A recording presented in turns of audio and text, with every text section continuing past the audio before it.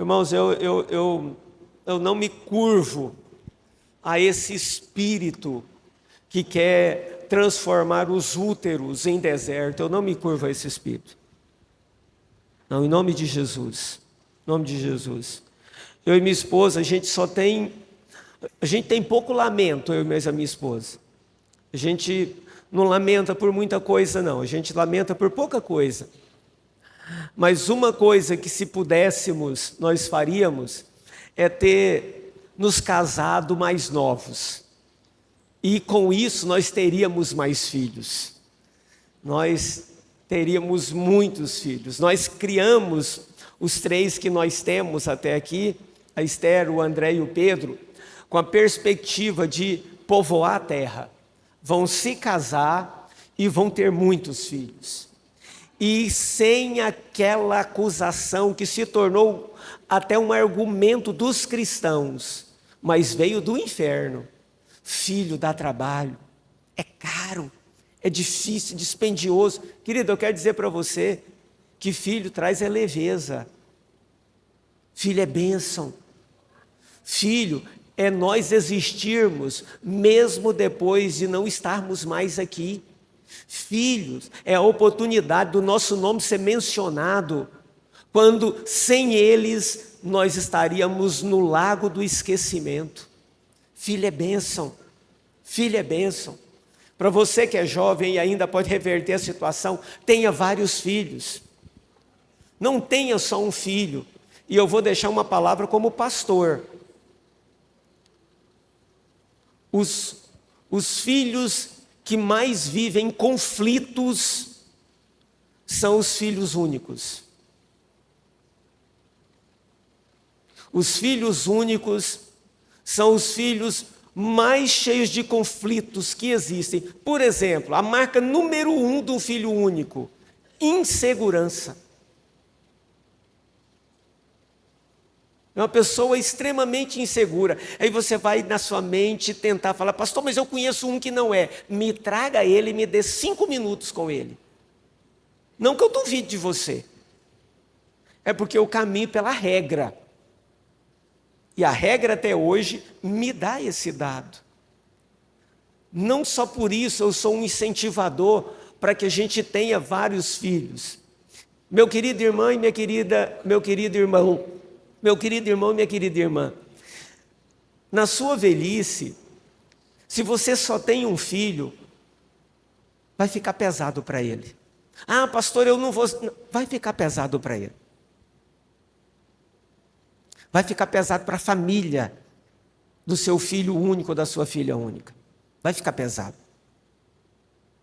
Porque o seu filho ou a sua filha vão te honrar. Agora, se tivesse 3, 4, 5... ele teria quem poderia ajudá-lo nessa jornada de honrar pai e mãe. Quando é só um, fica difícil, fica mais pesado. Se faz, mas não se faz com tanta alegria quanto faria se fosse mais de 1, 2 ou 3. Essa é a história de todos nós, queridos. E nós não podemos fazer que não é assim, é assim. Então, você que é jovem, receba o encargo em nome de Jesus, o encargo profético: tenha muitos filhos. Se você está namorando com alguém, ou vai namorar com alguém, faz, não, eu só quero ter um filho, e você quer ter muito, já está aí, que não é a pessoa da sua vida. Se não concorda na quantidade de filhos que vão querer ter, já diz, não é alguém para a minha vida. Então, pense sobre isso. A gente aproveita esses momentos de alegria para deixar um adubozinho no pé dos irmãos, para a gente poder viver os nossos melhores dias, os nossos melhores anos. Amém, irmão? E você que já casou e ainda não deu neto para o seu sogro, sua sogra, faça isso. Eles estão quase precisando tomar remédio controlado, tanta ansiedade, esperando o neto. Ajuda o povo aí, irmã. Vamos lá. Boa noite mais uma vez, a graça e a paz. Domingo do Dia das Mães, todo mundo feliz, amém, irmão? Glória a Deus, que bênção. Bom demais a gente poder estar junto aqui como família, celebrarmos o Senhor nessa noite linda. Quero convidar você para abrir sua Bíblia, por favor, no Evangelho de Mateus, capítulo número 15. Quero conversar um pouco com você sobre o que nós temos relatado aqui, capítulo 15 de Mateus. Aleluias. Eu quero pedir compreensão. O nosso som não está tão bom quanto, porque nós removemos o forro e aí a acústica, mas tem paciência. O negócio não está bom, mas é porque a gente está em obras, vai ficar melhor. Amém? Então, Mateus capítulo número 15. Mas antes, eu quero dizer para você que a Bíblia, ela nos traz muitas mães extraordinárias. Mães que nós devemos nos inspirar quando o Senhor permite que chegue na nossa casa os nossos filhos.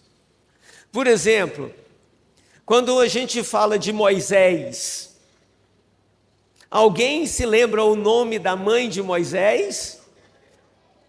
Já quero o pessoal do Flecha. Os irmãos do Flecha sabem, né? Não haveria Moisés sem Joquebede, uma mãe extraordinária. Outra mãe, a mãe de Samuel, o profeta, 2 livros da Bíblia com o nome dele, olha o cabra, importantíssimo. A mãe de Samuel, quem não é do Flecha, por favor, a mãe de Samuel. Amém, irmãos, amém, que bênção. Mas nós temos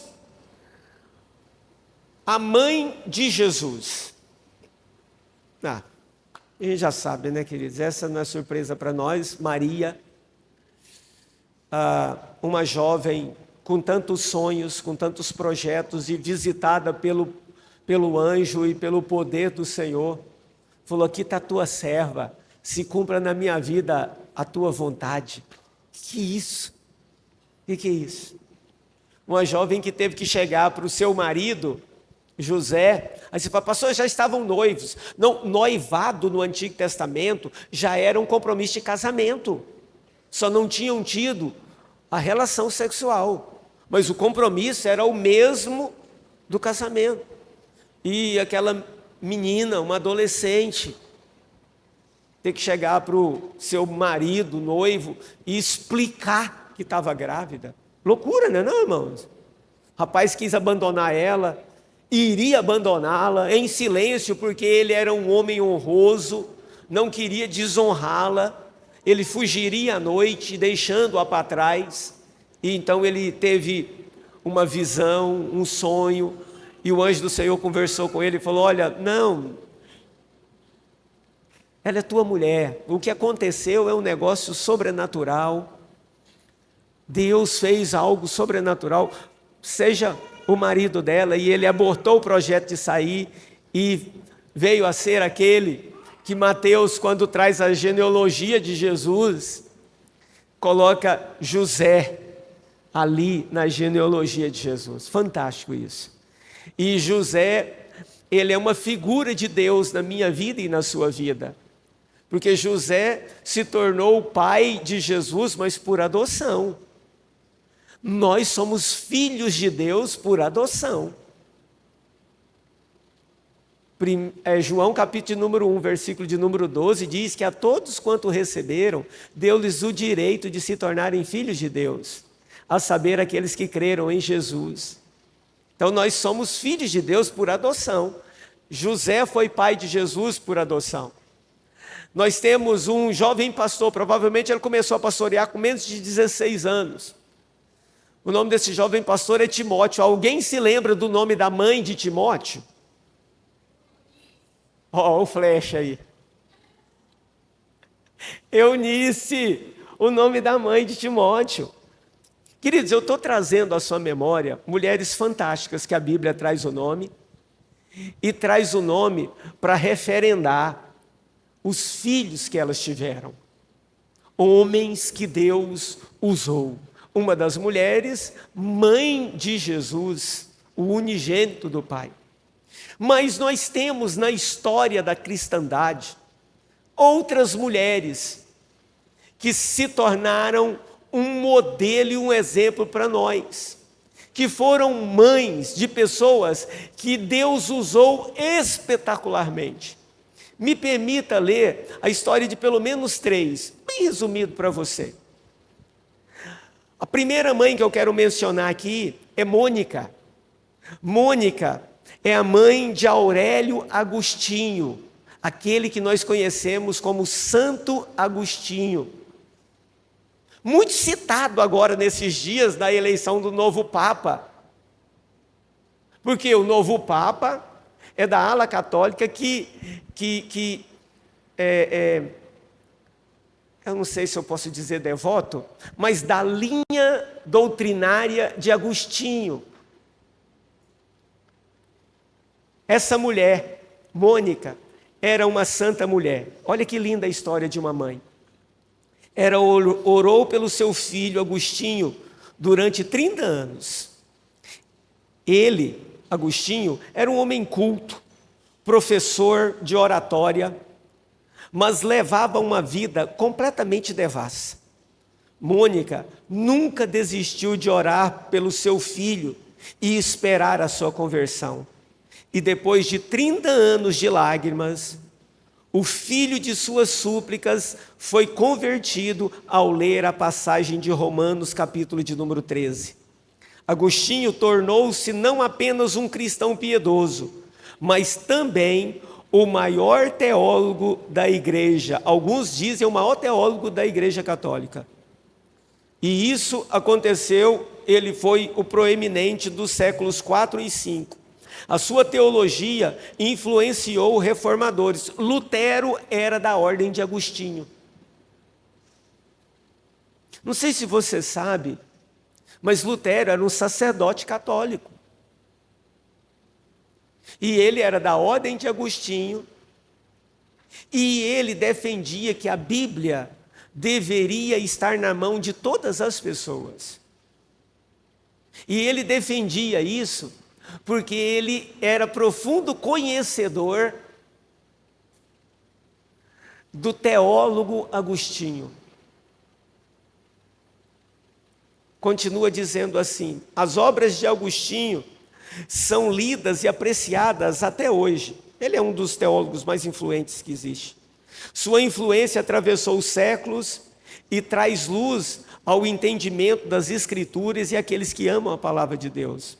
Ambrósio, um dos pais da igreja, ele disse sobre Agostinho: seria impossível um filho de tantas lágrimas jamais se perder. Um bom modelo de mãe para nós que aqui estamos nessa noite. Não desistirmos dos nossos filhos. Uma outra mãe, Susana Wesley. Susana Wesley foi mãe de 19 filhos. Entre estes, João Wesley e Carlos Wesley. Diz o seguinte: além de ser mãe de 19 filhos, ela viveu com grandes limitações financeiras e muitas tensões no seu lar. O marido dela, o pai de João e Carlos, ele não era era um homem meio descabeceado. Ele não era muito bom para administrar. Na verdade, ele era muito ruim para administrar. Então, na casa de Susana, com seus 19 filhos, era uma casa de muita carestia, de muita dificuldade. Mas diz assim: mas mesmo sendo mãe de 19 filhos, com todas as tensões financeiras, com todas as tensões no lar, ela reservava 1 hora por dia para entrar no seu quarto e orar por cada um dos seus filhos. Todos os seus filhos sabiam que ela não deveria ser interrompida, pois enquanto estava orando, orava por eles. Deus estava agindo em favor dela e deles. É correto afirmar: mães de joelho, filhos de pé. 2 de seus filhos se destacaram no século XVIII, João Wesley como grande pregador e avivalista, e Carlos Wesley, como um músico extraordinário. Ele compôs dezenas e dezenas de hinos. Susana não apenas deu ao mundo o consagrado ministério do Evangelho de John Wesley, mas foi sua intercessora e conselheira enquanto ele viveu. Ela escrevia para ele uma carta a cada semana. Seu exemplo inspira, seu testemunho encoraja e seu legado enriquece. Um excelente exemplo de mãe para os nossos dias, dias tão conturbados, dias de exceção, com tanta coisa difícil acontecendo. Mas uma mulher com profundo hábito devocional e se dedicada à oração pela sua família. E a terceira mulher que eu quero trazer, a terceira mãe, que eu quero trazer como exemplo para nós nessa noite, antes de lermos o texto bíblico. Por quê? Porque eu citei mulheres da Bíblia. Agora eu estou citando mulheres da história. Às vezes a gente olha para as pessoas que são mencionadas na Bíblia e as tem num lugar que a gente não consegue chegar. Mas as mulheres da história são mulheres comuns, como eu e você. Mães comuns como você, minha irmã. Enfrentavam situações como você enfrenta na época delas. A terceira mãe é Nancy. Nancy foi mãe de Abraham Lincoln. Abraham Lincoln foi o 16º presidente dos Estados Unidos. Ele foi o maior estadista da história americana. Ficou órfão de pai ainda criança e estudou com muitas limitações financeiras. Sua mãe foi a sua educadora e intercessora. Abraham Lincoln chegou a dizer que tudo o que alcançou na vida ele devia à sua mãe. Ele disse ainda que um filho nunca é pobre se tem uma mãe que ora por ele. Abraham Lincoln governou o seu país nos anos mais turbulentos da Guerra Civil Americana. Seu nome hoje está estampado na marca de carros, em prédios públicos, em praças, monumentos. Sendo um cristão comprometido com Deus, ele liderou sua nação nas horas mais decisivas da história. Com esses 3 exemplos, eu quero olhar o texto bíblico, convidando cada um de nós que aqui estamos, em especial as mães, a olhar para os seus filhos e potencializar os seus filhos para a grandeza. Como eu faço isso, pastor? Essa deve ser a pergunta. E essa pergunta eu respondo com o texto bíblico. Venha comigo, então, para Mateus capítulo de número 15, a partir do versículo de número 21. Diz assim a palavra de Deus. Saindo daquele lugar, Jesus retirou-se para a região de Tiro e Sidom. Uma mulher cananeia, natural dali, veio a ele gritando: Senhor, filho de Davi, tem misericórdia de mim. Minha filha está endemoniada e está sofrendo muito. Mas Jesus não lhe respondeu palavra. Então seus discípulos se aproximaram dele e pediram: manda-a embora, pois ela vem gritando atrás de nós. Ele respondeu à mulher: eu fui enviado apenas às ovelhas perdidas de Israel. E a mulher veio, adorou-o de joelho e disse: Senhor, ajuda-me. Ele respondeu: não é certo tirar o pão dos filhos e lançá-los aos cachorrinhos. Disse ela, porém: sim, Senhor, mas até os cachorrinhos comem das migalhas que caem da mesa dos seus donos. Jesus respondeu: mulher, grande é a sua fé. Seja conforme você deseja. E naquele mesmo instante, sua filha foi curada. Obrigado, Senhor, pela palavra. Queridos, eu quero de maneira assertiva e pontual deixar para nós hoje a resposta que nós trazemos ao nosso coração. Quando a gente olha para pessoas como Moisés, Samuel, modelos de homens que transformaram o mundo. Quando a gente olha para histórias de famílias que deveriam ser famílias comuns, não lembradas, mas se tornam famílias que nunca deixam de ser mencionadas, como a casa de Agostinho, como a casa de João e Carlos Wesley, como a casa de Abraham Lincoln. A gente olha para a circunstância familiar e como aquelas famílias viviam, a gente percebe que tinha todos os ingredientes para que estas famílias fossem lançadas ao esquecimento e nunca serem mencionadas. Mas alguém naquela casa tirou aquela família do lugar escuro e alçou essas famílias a um lugar de memória para sempre. No caso aqui, mães. No Dia dos Pais, em agosto, eu vou falar com você, meu irmão, e vou citar homens como você, que potencializaram seus filhos para lugares como essas mães potencializaram. Mas hoje eu quero conversar com você, minha irmã, você que já é mãe, você que já é avó, você que ainda não é mãe e será mãe e avó. Eu quero olhar para esse texto e responder a pergunta: como é possível ser mãe de um Agostinho? Como é possível ser mãe de um Abraham Lincoln? Como é possível ser mãe de um John e um Carlos Wesley? Está tudo nesse texto. O texto nos traz a resposta. Veja, primeira coisa que eu quero ressaltar nesse texto: a história dessa mulher não favorece ela, não. Se você observar as primeiras palavras, você vai perceber que essa mulher foi mencionada como uma cananeia.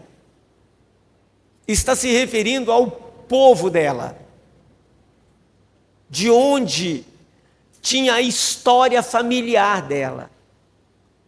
Ela era então de Canaã. Canaã é um nome próprio, um nome de um homem. Canaã foi neto de Noé. Canaã é um dos filhos de Cã. E quem é Cã? Cã é o filho amaldiçoado por Noé.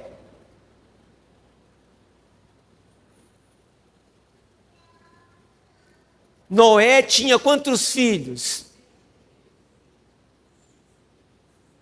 3 filhos. Cã, um dia, ele chegou na tenda do pai dele, e o pai dele tinha bebido um goró, entendeu? Estava bêbado, embriagado na tenda.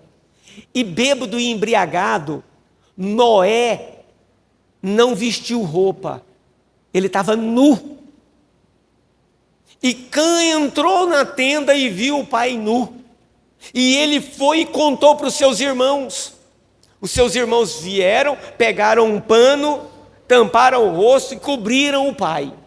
No outro dia, a notícia chegou para Noé: ontem você estava tão bêbado que ficou nu na sua tenda e Cã viu a sua nudez. Noé, naquele momento, traz somente palavras de maldição sobre Cã e toda a sua história.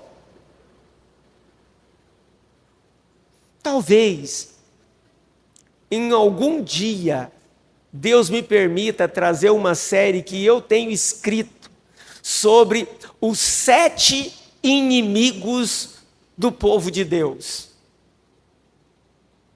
Desses 7 terríveis inimigos na história do povo de Deus, eu afirmo com certeza, 5 estão diretamente ligados a Cã. Os outros dois, eu não posso dizer com certeza. Pessoalmente, eu acho que estão ligados a Cã. A maldição pronunciada por Noé. Essa mulher não era uma mulher que estava sofrendo por um lapso que aconteceu naquele momento na casa dela com a filha dela. Não, é uma mulher que tem uma história de maldição sobre ela. Uma história de maldição que remonta a dezenas e centenas de anos, milhares de anos, de uma maldição pronunciada sobre Cã, que era o pai dos cananitas.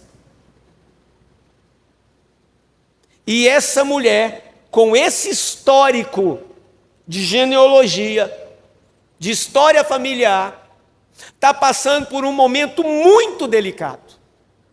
Muitíssimo delicado. Acho que é um momento que quem é pai e mãe sabe o que é. Dadas as devidas proporções e os nomes que nós damos às situações, é bem parecido com o que a gente vive, com o que você como mãe vive.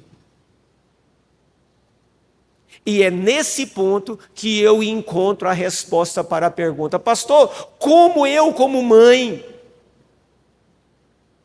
posso ter uma história como a mãe de Agostinho, como a mãe de John e Carlos Wesley, como a mãe de Abraham Lincoln, como a mãe de Moisés, como a mãe de Samuel, como a mãe de Timóteo? Como eu posso ter essa mesma história a partir de quem eu sou? Nós olhamos para o versículo de número 22 e nós encontramos uma mãe que tem discernimento sobre o que está acontecendo com seus filhos. Uma mãe que não esconde, que não passa pano, que não tem vergonha de expor a fragilidade que está na vida do seu filho. Não tem. Ela não procurou Jesus em secreto como fez Nicodemos. Não. Ela procurou Jesus ao meio-dia, na rua, andando com seus discípulos, caminhando por caminhos. Uma mulher que procura Jesus e traz o diagnóstico do que estava acontecendo na sua casa, não só para que Jesus ouça, mas ao ponto de incomodar os discípulos que andavam com Jesus e qualquer outra pessoa que estivesse nas imediações. Eu tenho um problema lá em casa. O demônio domina minha filha. Ô irmãos, mães, olhem para mim aqui. Quando você receber uma mensagem do seu pastor, quando você em algum momento ouvir o seu pastor perguntar assim: por que você quer que eu ore? Não faça aquela cara de paisagem de foto de Instagram, dizendo assim: ô pastor, só agradecer. Como que você só tem o que agradecer se o seu filho está desviado? Se a sua filha não quer vir para a igreja? Como que alguém dá conta de dizer isso? Se não há um ambiente em casa para sentar os filhos com os pais na mesa. Mas é isso, e eu vou dizer, irmãos, é isso que eu ouço de muitos, eu não vou dizer muitos,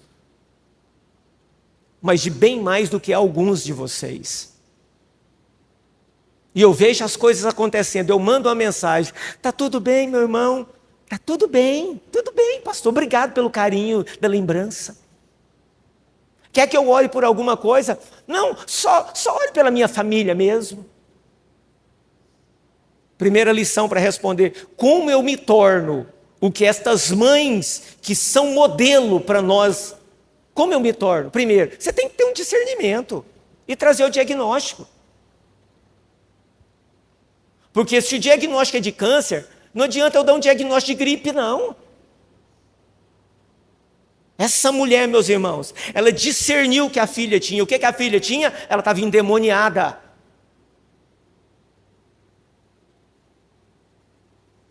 Ela era a habitação das trevas. Ela estava endemoniada. O discernimento dessa mulher fez ela ir em Jesus. Olhe para mim aqui, irmãos. Como eu tenho visto dinheiro de tolo ser matula de... Eu não vou usar malandro. Mas de pessoas que estão prontas para pegar o dinheiro do tolo. O discernimento espiritual não levaria os pais a levar os filhos em tantos e tantos lugares que eles estão levando para resolver um problema que é espiritual. Não, o seu menino ele é bipolar. Não, ele não é convertido. É isso. Ele tem vários espíritos mesmo. Mas por que ele é bipolar? É porque falta o Espírito Santo. E a gente está indo atrás, e a gente está ouvindo todo mundo, e a gente está fazendo tudo que todo mundo faz, mas a gente não procura Jesus. Gente, essa mulher veio em Jesus. Ela teve um discernimento espiritual da situação da filha, e teve um discernimento espiritual de onde alcançaria o resultado. Irmãos, aquela máxima de que o pastor é o último a ficar sabendo, verdadeira em número, gênero e grau.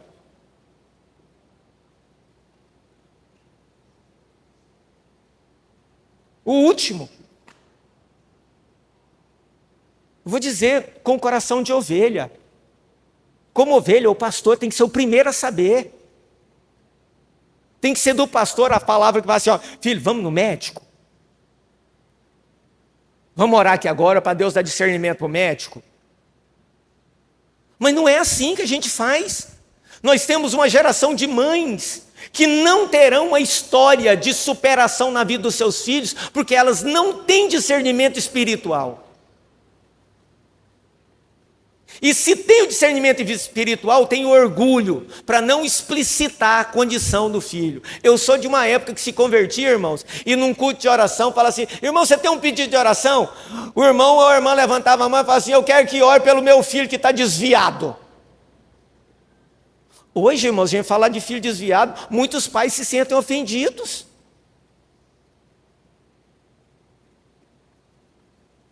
Mas qual é a condição dela?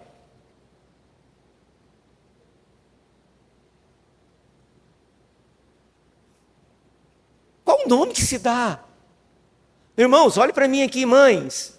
Qual o nome que essa mulher poderia dar para o que estava acontecendo com a filha dela? Ela estava endemoniada, não tinha outro nome.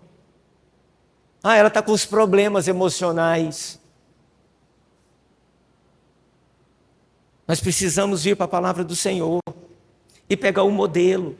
Essa mãe teve discernimento do problema que a filha tinha, essa mãe teve discernimento onde o problema vai ter solução. Amém? Mas não só isso. Essa mãe teve disposição para enfrentar os obstáculos. Versículo de número 23. Olhe comigo. Versículo 23. Jesus não lhe respondeu palavra. Os discípulos se aproximaram de Jesus e falaram, manda ela embora. Está gritando, está zanando nossa cabeça.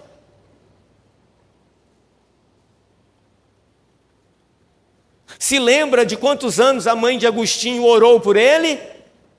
30 anos. 30 anos a mãe de Agostinho orou por ele. Quantos obstáculos essa mulher não enfrentou? Quanta situação de desespero essa mulher não enfrentou? Mas ela cria. E aconteceu, porque ele lendo Romanos 13, ele se converteu. Mães, vença os obstáculos, enfrente os obstáculos que querem impedir de você ser a mãe que deve ser na vida dos seus filhos.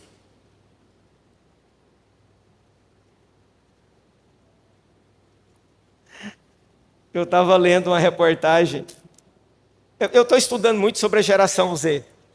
É a geração da minha filha Esther.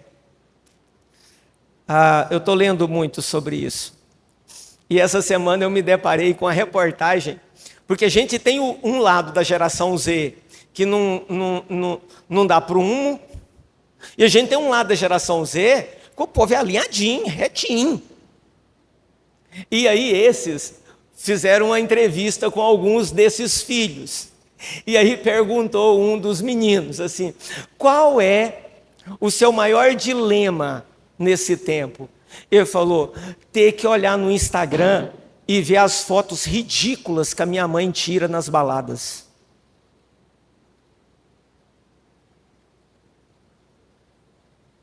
Porque a geração Z é a geração de pais que querem viver como adolescentes.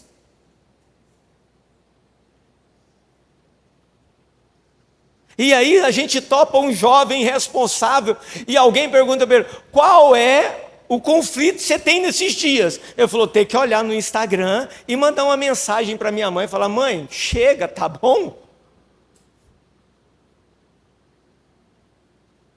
Essa mulher não.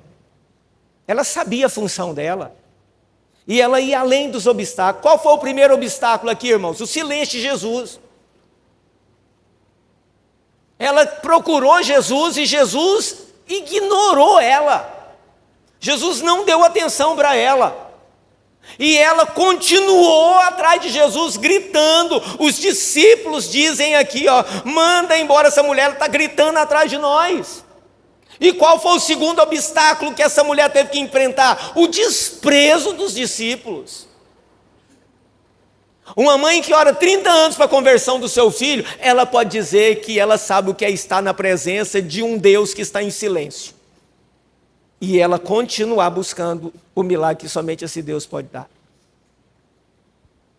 Eu fico pensando, irmãos, quantas mães começaram junto com a mãe de Agostinho orando pelos seus filhos, e quantas concluíram essa oração vendo a transformação na vida dos seus filhos? Quantas silenciaram-se na jornada, incomodadas com os obstáculos dos anos, o tempo que tinha de caminhar em oração ao Senhor? Mas elas não perseveraram, não superaram o tempo, não superaram os anos. Mães, Mateus 15, 21 em diante, nos traz essa mãe cananeia, uma mulher que nasceu numa história de maldição, mas que o discernimento para um diagnóstico deu a ela discernimento para buscar a solução. E no lugar da busca da solução, ela não foi ali, senão com tutano dentro dos ossos, que é aquilo que sustenta a vida dentro dos ossos. Força para vencer os obstáculos. Jesus estava calado. Os discípulos não tinham paciência para ouvir aquela barulheira. Mas ela estava firme, firme, firme. Agora, mais do que o silêncio de Jesus e mais do que a indiferença dos discípulos, para mim, é quando Jesus abre a boca e fala com ela. Versos 24 e 25. Meu Deus, irmãos. Pensa Jesus um pregador. Jesus um homem de Deus. Olha o que ele diz para aquela mulher. Verso 24 diz assim: ele respondeu: eu fui enviado apenas às ovelhas perdidas de Israel. Eu não fui enviado para esses que estão debaixo de maldição. Não, para esses aí não. Eu fui enviado para perdidos, mas é perdidos que estão debaixo de bênção. E a mulher estava pertinho e ouviu. E no 26, no 25, ela vem e diz assim, o texto diz assim: e ela veio e adorou Jesus de joelho e disse: Senhor, ajuda-me. E ele respondeu: não é certo, não é correto tirar o pão dos filhos e lançá-los aos cachorrinhos. Meu Deus, melhor Jesus ter ficado calado. Mas aquela mulher tinha resistência. Olhe para mim aqui, mãe. Você precisa ter resistência. Você tem que parar com esse negócio que eu não aguento mais. Ah, o que é isso, irmãos? Não dou mais conta. Está desesperada. Aí a agenda, já nem vem comigo, porque sabe que eu vou na artéria. Agenda com a minha esposa, que é o meu lado mais suave. É o meu lado pantufa da vida. Aí não agenda para conversar comigo, não. Porque já sabe o que eu vou falar. Agenda com a minha esposa.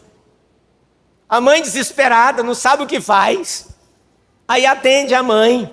O que foi, mãezinha? Porque é assim que ela atende, entendeu? Que sorrisão, que negócio. O que foi, mãezinha?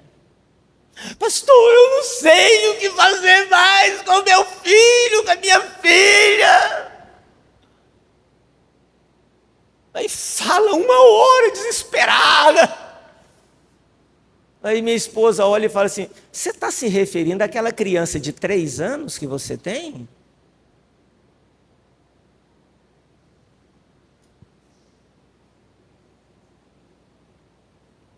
Você está se referindo àquela criança de 4 anos que você tem?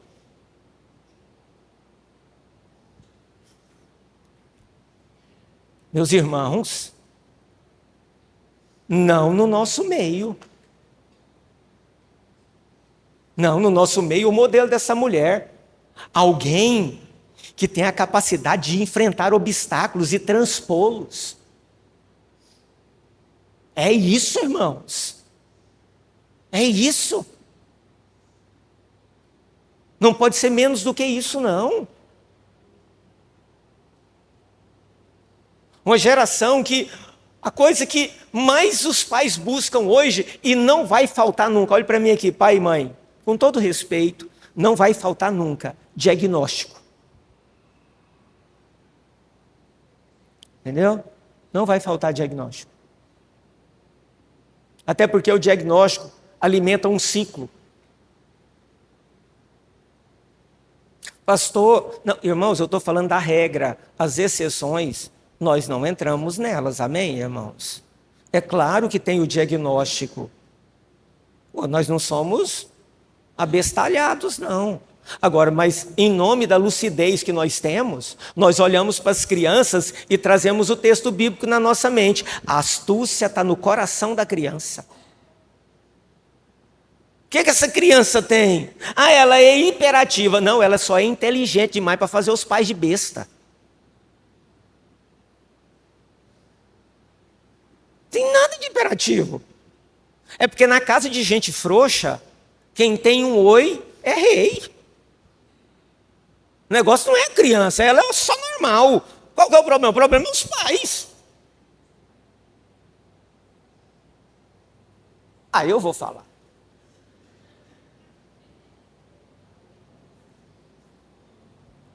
Qual é a árvore maldita da minha geração?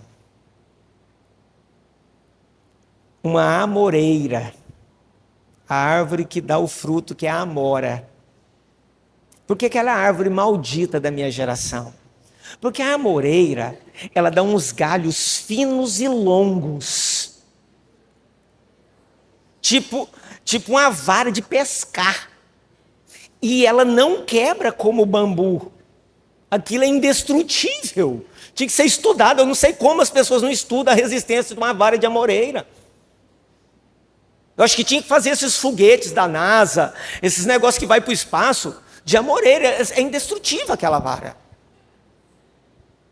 Então, a árvore maldita da minha geração era uma amoreira. Lá em casa eu tenho 2 no quintal.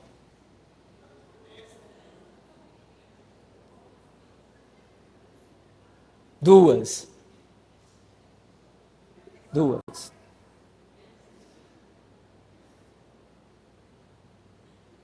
Alguns pais, olha aqui, agora eu falo isso com temor e tremor no meu coração, com profundo respeito, irmãos, mas alguns pais precisam olhar aqui para esse quadro aqui, ó, uma mãe que enfrentou os obstáculos. O obstáculo aqui é achar que não precisa de uma amoreira em casa. Não, porque lá em casa vai ser diferente. Irmãos, a regra é que o ser humano é igualzinho, entendeu? Desde Adão. É só de um abismo que leva a outro abismo. Tudo bem. O pai e a mãe sempre acham que os seus filhos são diferentes do resto. Mas é quando eles têm dificuldade em trazer o diagnóstico para ver a realidade.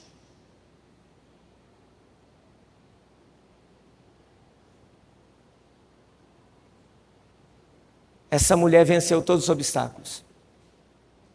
O silêncio de Jesus, a indiferença dos apóstolos, e quando Jesus falou, e falou com uma maneira tão dura, comparando ela e a filha dela a cão. Mas ela vem, queridos, para me concluir com vocês, e revela uma mãe que triunfa. Porque ela soube passar pelo percalço dos desprazeres. Ela triunfa. Nós temos relatado no versículo de número 28. No 7, ela diz, sim, Senhor, é verdade, os cães, os filhos é quem come, mas os cães comem pelo menos migalhas. E aí no 28, Jesus vem e traz o triunfo na vida daquela mãe. E Jesus vem e diz para ela, mulher, grande é a sua fé. É a fé que nos dá resistência para superar os obstáculos. É a fé que nos dá o discernimento para o diagnóstico correto. É a fé. Por isso Hebreus 11:6 está correto. Sem fé é impossível agradar a Deus. Jesus vem e diz, mulher, grande é a tua fé. Seja conforme o que você deseja. O que ela desejava? Que a filha fosse liberta. E o texto diz, e naquela mesmo instante, a sua filha foi curada. Bênção, não é não? Ela recebeu o que ela queria, irmãos. E eu quero concluir dizendo, não abra mão do discernimento na sua vida, e você não terá discernimento sem ser uma mãe presente na presença do Senhor. Não abra mão de ser uma mãe resiliente, passe por cima em nome do que você busca. Em nome do que você busca, passe por cima. Supere os obstáculos. E então você será honrada. Mulher, grande é a tua fé. No mesmo momento a filha foi curada. Eu quero fazer uma oração com todas as mães, vós e futuras mães que estão aqui. E quero fazer uma oração com você, meu irmão, que é o homem, mas que tem o papel de mãe e de pai na vida dos seus filhos. O irmão que faz o papel de mãe e pai pode ficar de pé também. Fique de pé, irmãs. As que vão ser também, profeticamente. As mães de 8. É, exatamente, meu bem. Aquelas que estão orando para engravidar. E se você, um conselho, peça minha esposa para orar por você, que minha mulher tem uma unção para engravidar aí, entendeu, irmãos? Eu não tenho dificuldade com isso, não. Quero fazer uma oração por você nesse momento, minha irmã e irmãos que têm a função de pais aqui. Aleluias. Eu quero dizer para você, não desista de orar pelos seus filhos, sejam eles biológicos ou do coração. Não desista de crer que o milagre de Deus pode fazer de seus filhos uma bênção. Não aceite passivamente a derrota na sua casa, meu irmão. Lute pelos seus filhos, ore por eles, resista a qualquer obra do inimigo na vida dos seus filhos. Não descanse até ver os seus filhos salvos. Talvez alguns ainda estão perdidos fora e há aqueles que estão perdidos dentro da igreja. Derrame-se aos pés do Senhor e não saia de lá até que você triunfe pela fé. Nós podemos trazer nossos filhos ao Senhor pela oração.